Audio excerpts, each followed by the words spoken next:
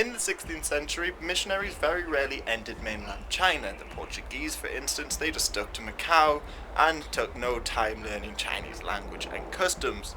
Plus, when they did enter China, it usually ended very badly. For instance, in 1523, Portuguese sailors carried a letter from the King of Malacca to Guangzhou, but once they arrived, they were accused of being spies and robbers and cut into pieces. Well, in fact, they were tied to trees, they had their penises cut off and put inside their mouth. Some were decapitated, and the survivors then had to carry the body parts of their shipmates back to the ship, while the locals played music behind them.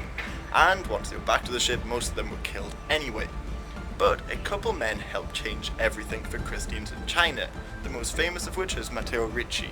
Now, he used his skills as a cartographer and mathematician to work his way up to become an advisor of the Wanli Emperor after he arrived in China in the 1580s. And as well as creating a few maps for the emperor, he also helped convert a few high-ranking officials. Ricci was in fact the first Westerner allowed into the Forbidden City. But anyway, there were a few men like this, but I'm just going to highlight one more, Ferdinand Verpeste. Now, he was a Belgian mathematician and astronomer, and he arrived in the mid-17th century. And like Ricci, he used his skills to work his way up.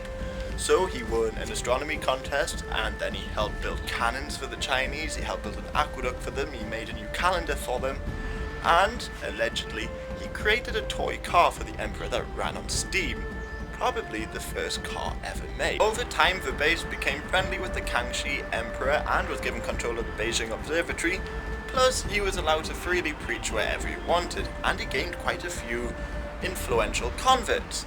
But one thing these early missionaries did was try to link Confucianism with Christianity. Ricci, for instance, said that their idea of Lord and Heaven was exactly the same as Christianity's. So many of the converts kept their old traditions and customs. But in the early 18th century, Rome decided to put a stop to this. Pope Clement XI issued a papal bull saying that the Chinese converts could no longer worship their ancestors or participate in Confucian seasonal rites. Now, this really angered the Kangxi emperor. He not only saw this as a sort of challenge to his authority, but he called the church petty and bigoted and believed they could cause more trouble. So he had all missionaries expelled from China, and his successors kept a very similar stance, meaning this papal bull ended well over a century's work for the missionaries and ended any influence, and it did have some influence, the church had in the Chinese court. Christianity continued to be persecuted. For instance, in the early 19th century, missionaries from Protestant nations like Britain and America began trying to work their way into China. But the Chinese government responded by sending any convert they found as a slave to the Muslims in the west of China. However, after the Opium Wars, once missionaries got protection, they gained a lot of converts. For instance, the Taiping Rebellion was led by Christians.